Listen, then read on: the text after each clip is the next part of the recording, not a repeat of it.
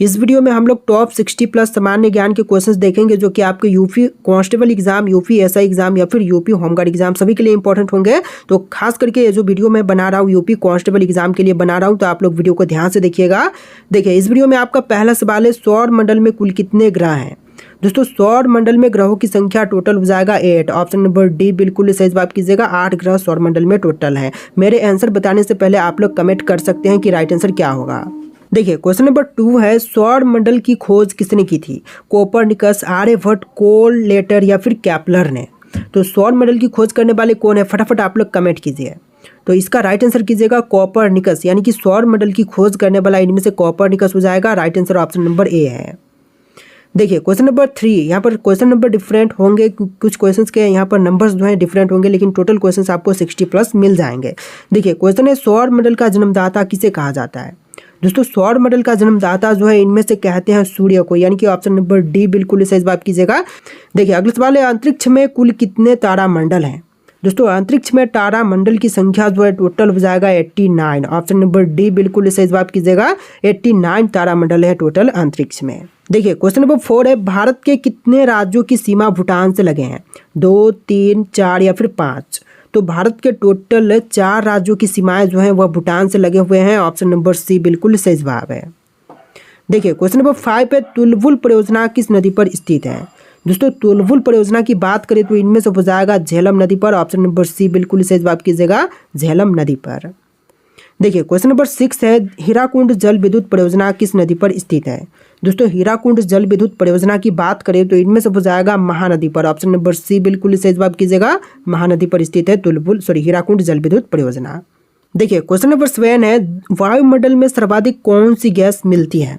देखिए वायुमंडल में सबसे अधिक मात्रा में पाई जाती है नाइट्रोजन। ऑप्शन नंबर ए बिल्कुल सही जवाब कीजिएगा, नाइट्रोजन गैस वायुमंडल में सबसे अधिक पाई जाती है। देखिए क्वेश्चन नंबर 8 है, विश्व का सबसे ऊंचा जलप्रपात कौन सा है। तो पूरे दुनिया में देखें तो सबसे ऊंचा जलप्रपात इनमें से हो जाएगा एंजल फॉल्स, यानी कि right answer option number A रहेगा, एंजल फॉल्स, जो कि विश्व का सबसे ऊंचा जलप्रपात है। देखिए अगला सवाल, तीर्थकर शब्द किस धर्म से संबंधित है। दोस्तों तीर्थकर शब्द जो है इनमें से संबंधित है जैन धर्म से। ऑप्शन नंबर सी बिल्कुल सही जवाब कीजिएगा, जैन धर्म से संबंधित है तीर्थकर शब्द। देखिए क्वेश्चन नंबर 10 है, जैन धर्म के 23वें तीर्थकर पार्श्वनाथ किसके पुत्र थे। तो पार्श्वनाथ जो कि 23वें तीर्थकर जैन धर्म के, यह पुत्र थे राजा आश्वसेन के। ऑप्शन नंबर बी बिल्कुल सही जवाब कीजिएगा, राजा आश्वसेन के। देखिए आपका अगला सवाल, महावीर स्वामी का मृत्यु कहाँ पर हुआ था। दोस्तों महावीर स्वामी की मृत्यु जो है इनमें से हुआ था पावापुरी में। ऑप्शन नंबर सी बिल्कुल सही जवाब कीजिएगा, पावापुरी में। देखिए क्वेश्चन नंबर 12 है, महावीर स्वामी का बचपन का नाम क्या था। महावीर, सिद्धार्थ, वर्धमान या फिर ऋषभदेव। तो महावीर स्वामी का बचपन का नाम इनमें से हो जाएगा वर्धमान। ऑप्शन नंबर सी बिल्कुल सही जवाब कीजिएगा, वर्धमान।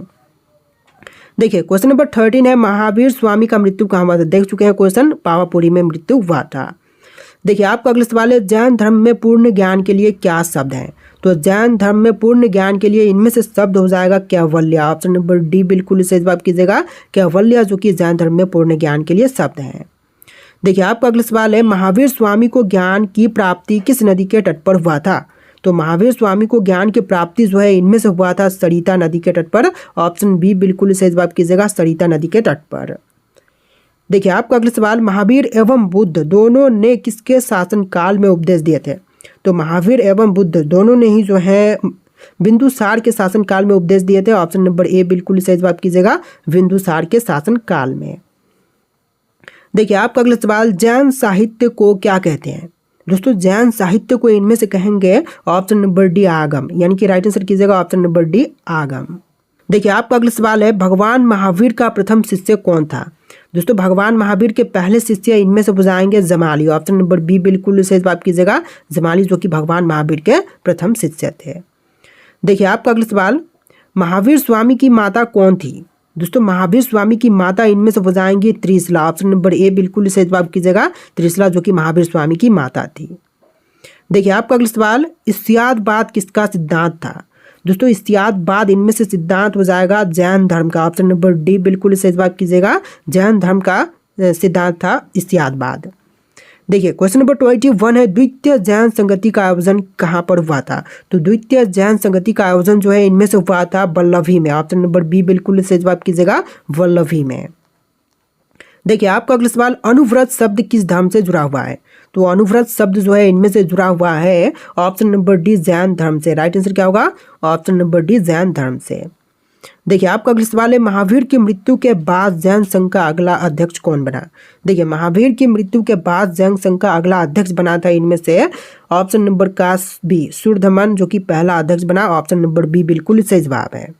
देखिए क्वेश्चन नंबर 24 है, भारत में सबसे ज़्यादा रबर के उत्पादन किस राज्य में होता है? तो सबसे ज़्यादा रबर उत्पादन जो है इनमें से होती है केरल राज्य में। ऑप्शन नंबर बी बिल्कुल सही जवाब कीजिएगा, केरल राज्य में सबसे ज़्यादा रबर उत्पादित होती है। देखिए क्वेश्चन नंबर 26 है, मौन घाटी का संबंध किस राज्य से है? दोस्तों मौन घाटी जो है इनमें से संबंधित है केरल से। ऑप्शन नंबर ए बिल्कुल सही जवाब कीजिएगा, केरल राज्य से मौन घाटी संबंधित है। देखिए क्वेश्चन नंबर 27 है, आंतरा कहाँ की समाचार एजेंसी है? दोस्तों आंतरा की बात करें तो इनमें से समाचार एजेंसी जो है इंडोनेशिया की हो जाएगी। ऑप्शन नंबर बी बिल्कुल सही जवाब कीजिएगा, इंडोनेशिया की। देखिए क्वेश्चन नंबर 28 है, इतिहास की रचना सर्वप्रथम कब की गई थी? इतिहास की रचना जो है सबसे पहले किया गया था 5वीं सदी में। ऑप्शन नंबर ए बिल्कुल सही जवाब हो जाएगा, 5वीं सदी में।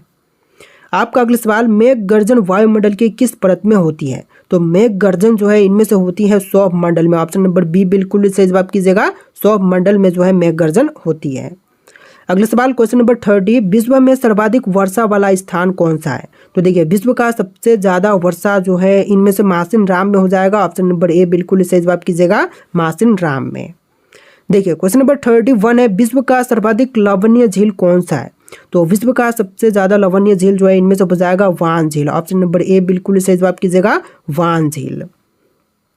देखिए क्वेश्चन नंबर 33 है, विश्व की सबसे बड़ी खारे जल की झील कौन सी है? तो विश्व की सबसे बड़ी खारे जल की झील इनमें से हो जाएगा ऑप्शन नंबर का ए कैस्पियन सागर, जो कि सबसे ज्यादा खारे जल का झील है। ऑप्शन नंबर ए बिल्कुल सही जवाब कीजिएगा। देखिए क्वेश्चन नंबर 34 है, भोर का तारा किस ग्रह को कहते हैं?